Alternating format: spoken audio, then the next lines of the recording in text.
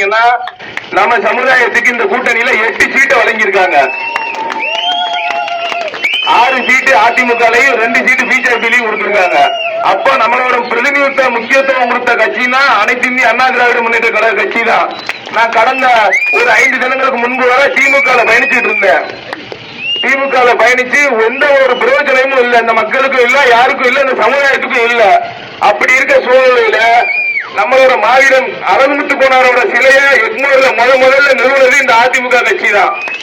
2004ஆம் ஆண்டு மாவீரன் கட்டாளங்குளத்துல மாவீரனோட மணிமன்றத்தை அமைச்சது இந்த அனைத்து இந்திய அண்ணா திராவிட முன்னேற்ற கழகம் தான்.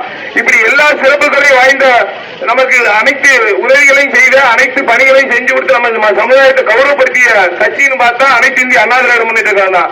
அதுக்காக தான் நான் இந்த கட்சியை விட்டு விலகி, திமுக என்ற ஒரு கட்சியை விட்டு விலகி, எனது தந்தை மாவீரன் குருசாமி அவர்களோட அறக்கட்டளையின் மூலமாக இந்த அனைத்து இந்திய அண்ணா திராவிட முன்னேற்ற கழகத்துக்கு ஆதரவு தெரிவிச்சிருக்கேன்.